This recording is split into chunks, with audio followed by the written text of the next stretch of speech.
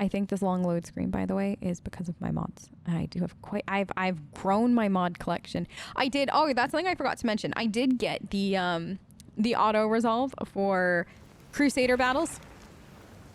Once we get like the army system going and stuff like that. Honestly, it's something that makes it all go a lot faster because it does get really tedious. However, I am curious if you guys want to see that all happen, even with the auto resolve, or if you'd rather like kind of skip all that as far as like per each episode. So if it is something that you wanted to just see skipped, let me know, or if you want to see it, also let me know. Oh no, Camellia gonna die again. Hold on, kill her. Thank you. Oh, that was a dramatic death.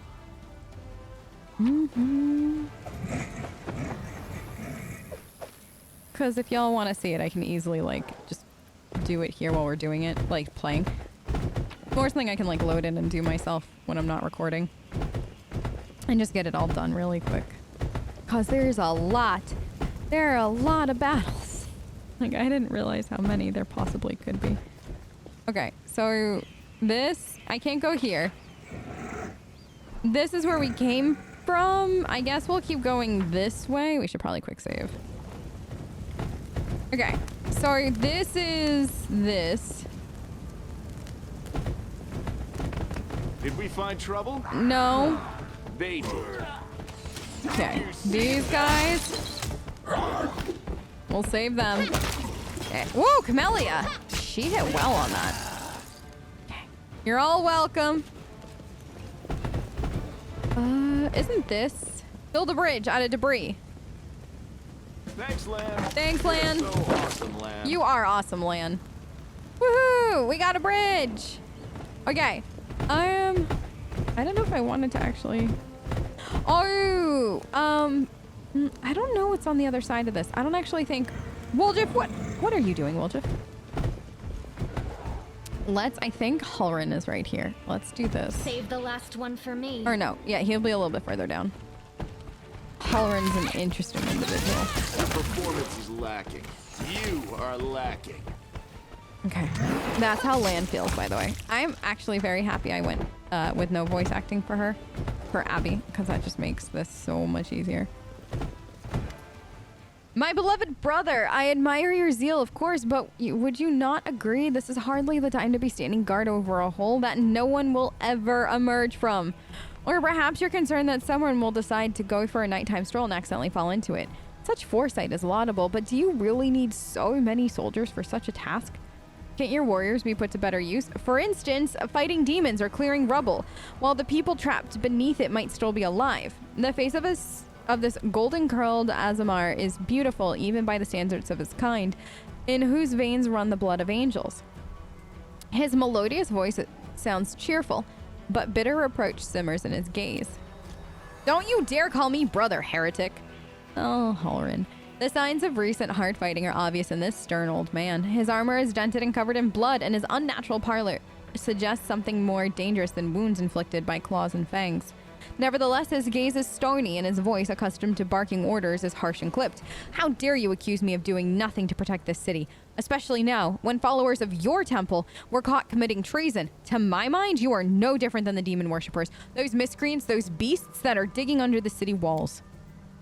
Everyone knows, my dearest prelate, that in your zealous pursuit of order in the city, you have long since forgotten how to tell friend from foe, good from evil. That's what happened with my adepts, whose acts of treason was a genuine attempt to save the city, and yet again I am forced to repeat myself.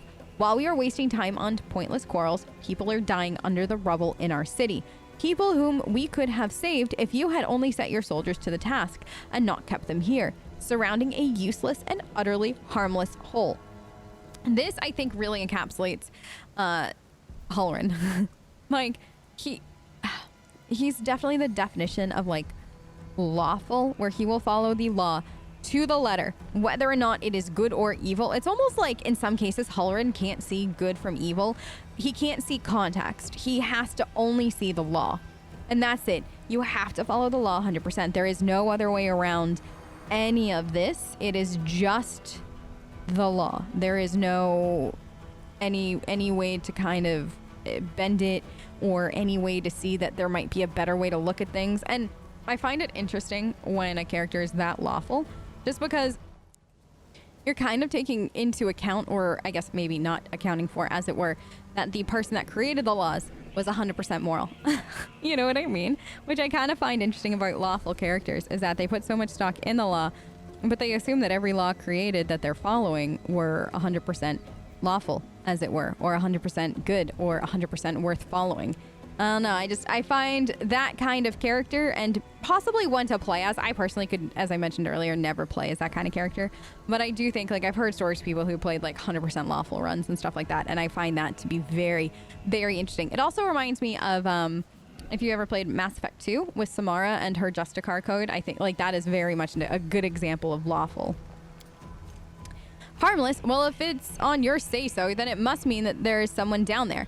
Your associates, no doubt, and they're just waiting for us to abandon our post before they slink out and try again. To the old man notices your approach. And you! I remember you! You appeared in my city the day the demons attacked and Trendlev died. What are you doing here? Answer at once or I'll have you strung up by your ankles before you know it. Don't think that the demons have wounded me. I still have enough strength to take on 100 of your sort. That's the other interesting thing, though, is that Ramian brought up a great point.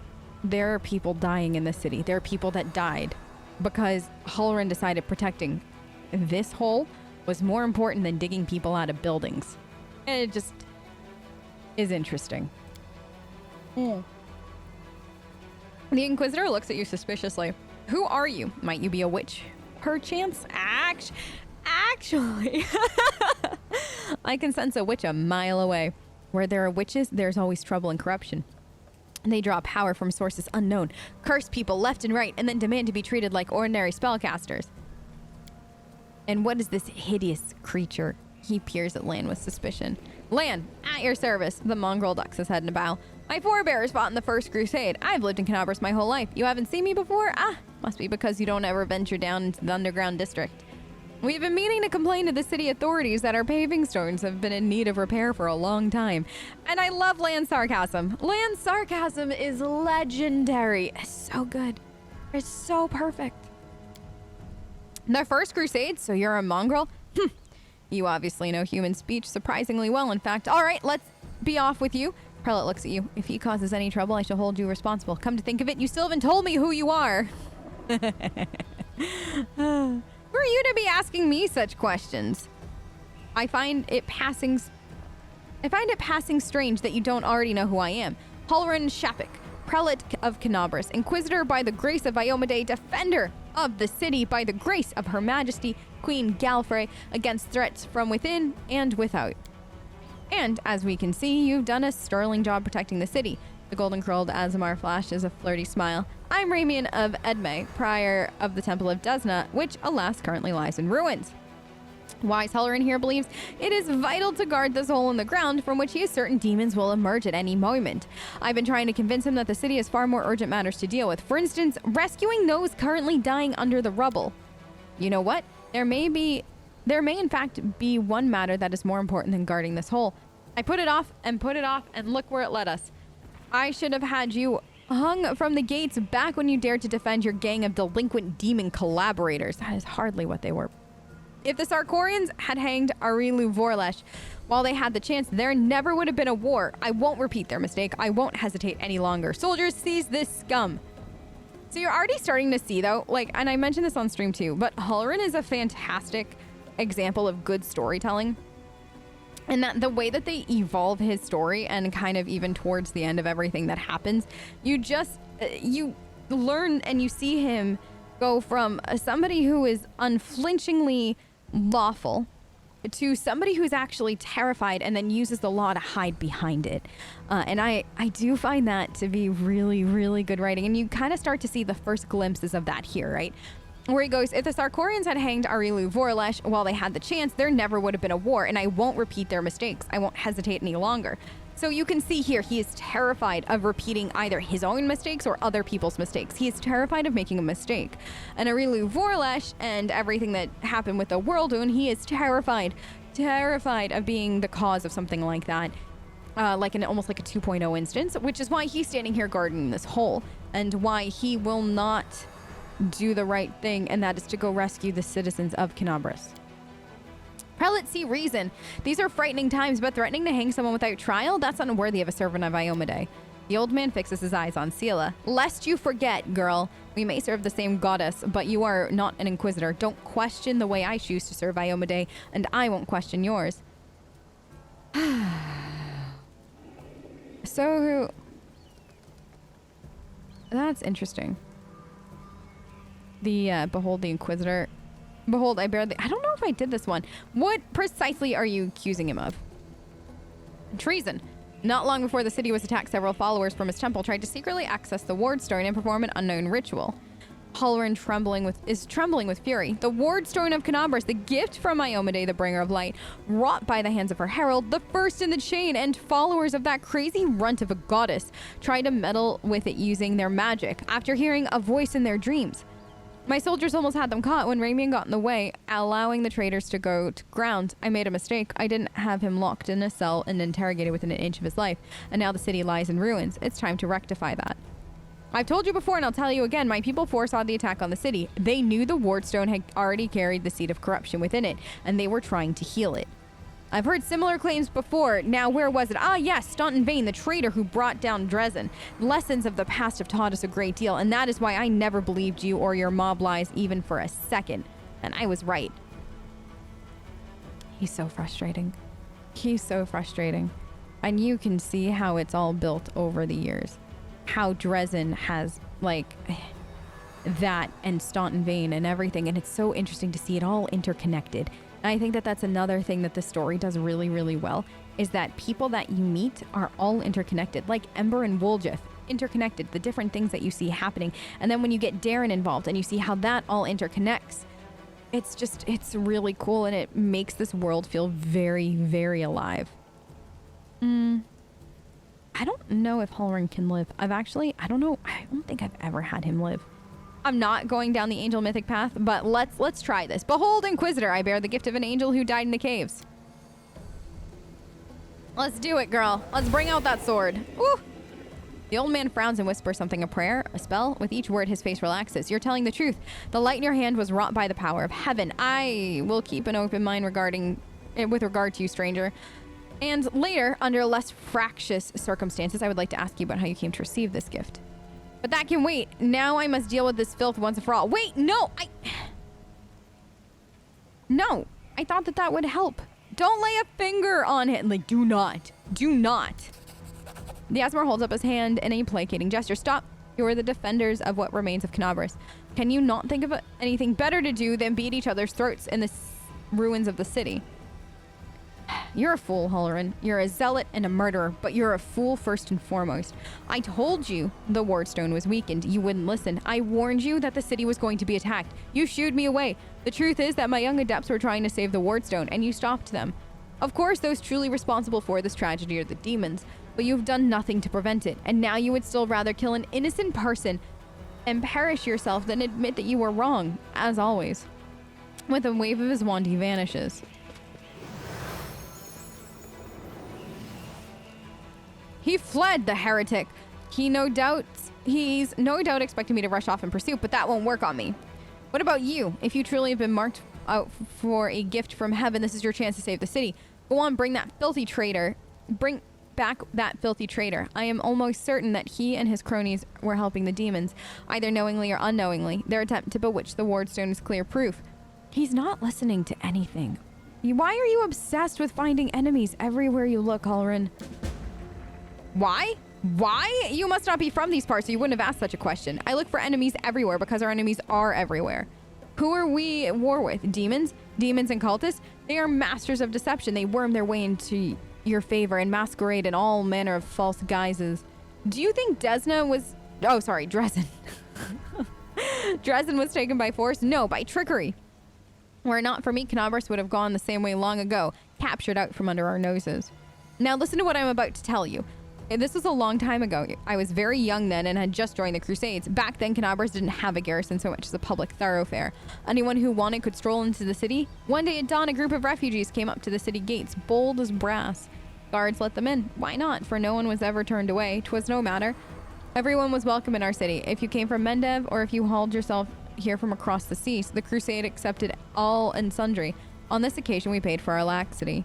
Just as soon as those innocent lambs entered the city, they transformed into demons and rushed towards the ward stone, slaughtering everyone who tried to stop them. 62 people died in less than a minute. The demons used their mutilated corpses to desecrate the obelisk. None of them dared to go near it. The light of the goddess burned them all, so they threw the blood from afar, splattering the ward stone from every direction. The lead demon, an eyeless beast, Minago was her name, jeered and gloated, saying we mortals had been sitting ducks.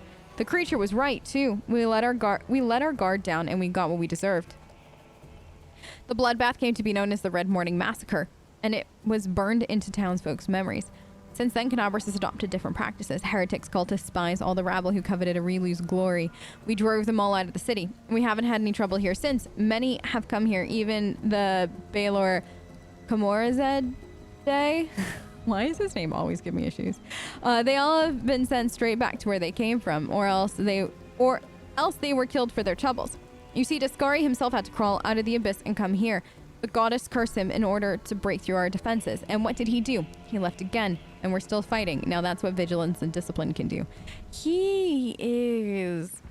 And then you get it again, right? Because there's some part of his brain that thinks that he is responsible for the Red Morning Massacre, right? I genuinely believe that Hulrun thinks that he's responsible for it. If he had been better, if he had been quicker, if he had said the right thing, if he had pushed harder for something, he could have prevented it. And he couldn't. So then he decided to set up the city to defend it the best way he could. And through this, it's just, you can kind of see how he's evolved into the way that he has. So Ramian warned you about the attack? Those crazy Desnans are always bursting into my study with their incoherent prophecies that came to them in their dreams. I won't lie, sometimes what they say did come to pass. But can we really rely on the woolly dreams of heretics over the cold hard facts of intelligence reports? Plenty of demons could have easily fooled them and whispered a treasonous plan in their dreams, and those lunatics would have only been too happy to listen. It's like, in that case though, isn't it worth it? Like you said, they said sometimes did come to pass. Wouldn't it have been more worth it to take notes and then use what they had said and kind of compare it to the intelligence reports you get and combine the two? Because that would probably have been the most rational thing to do at the time, given that they had at least somewhat of a track record of being correct. This time, Mr. Curls for Brains came to me and declared that the demons were about to attack the city, and that the Wardstone's power was diminished by some kind of contamination or taint. Iomade forgive me for even repeating the words. After uttering such blasphemy, he should have been locked up along with his followers and interrogated. Instead, I simply increased the surveillance on them, and what next? My people caught them red-handed trying to attack the Wardstone with unknown magic. And not 3 days later, the demons attacked the city. There was obviously a connection between these events, whether deliberately or under demonic influence. The Desnans played right into the hands of Daskari's hordes, and they almost left the city completely defenseless. Ramian covered for his people the whole time and helped them escape my guards. After that, what else can be done? What else can he be but a traitor and a heretic? He could have been telling the truth. I don't know. You never know. I have to go. Go on then if you have to. It'd be good for you to return if you could. Yeah, no. This is the interesting part. Ember peers intently at Hulrun. I remember you. When Father and I arrived in this city, you met us. What is this gibberish as if I have nothing better to do than arrange a meeting with vagrants? But it's true. You and the other knights tied us to stakes and started lighting the bonfire. Father died, and then one of your knights changed his mind and pulled me from the flames. But then he died too. Don't you remember? If you were burned, then it was for good reason. You say some traitor helped you escape from the fire, and that's a crime in itself, which means that you have been evading justice all these years. If it weren't for the invasion, I would review your case and see that your sentence was finally fulfilled. You're lucky that we have more important matters to deal with right now. He didn't look the way he does now, all wrinkled and gray. He was young, with a big mustache. Ember smiles broadly and draws a big bushy mustache in the air with her fingers. He probably forgot all about me. It was a long time ago. But I do want to say one thing. I'm not cross with him. The knight is a true hero. He just really, really wanted to protect his city. Only he got all mixed up about who was good and who was evil. I think Ember definitely sums this up well. He's gotten mixed up on who was good and who was evil, and that is part of the consequence of not seeing context and following certain things blindly, and especially not trying to read into situations. And like here, you can see a great example of it with the way he treats Ember. You sent an innocent child to be burned at the stake. Don't you want to ask for forgiveness? Ha! Hardly. Anyone can look innocent. How did this girl manage to survive the fire? She told you. Somebody pulled her out of the fire. And what about the crow that's always flying around her? I advise you to take a closer look at this innocent little lamb of yours. If you ask me, she looks highly suspicious. You forgive him after everything he did to you? He thought he was doing what was right. How do you know? Maybe you've done something thinking it was a good thing, but you were really doing a bad thing that hurt someone. But what if I've done the same thing? You can't get angry at people for making mistakes when you might be no better than them. Once again, Ember just dosing us with the big reality check kind of thing. I mean, she's right though. How can you punish somebody for making a mistake if you've made it? But granted, in this case, he was burning Ember at the stake, and I mean, somebody else's mistake could be something very small, and I don't necessarily think you can compare a teeny tiny mistake to literally trying to burn Ember at the stake and then successfully burning her father at the stake kind of thing. So let's just, that's why, who, how? But, well, let's go, Ember. Yes, let's go. Bye-bye, kind knight. She waves at Hulrun with a carefree smile. He grimaces and turns away. Sometimes I think that Hulrun's grimace here isn't because he's upset at the sight of Ember, but he's upset at what she represents. In that he did more than likely make a mistake and he can't face it. So he has to turn away. He has to, like, is that grimace actually at Ember or at himself? All right. So let's go talk to, what's his name? We're gonna go find Raymond. And then we're gonna get the little tiny cutscene so we can go get, Daeran, which I'm really excited about.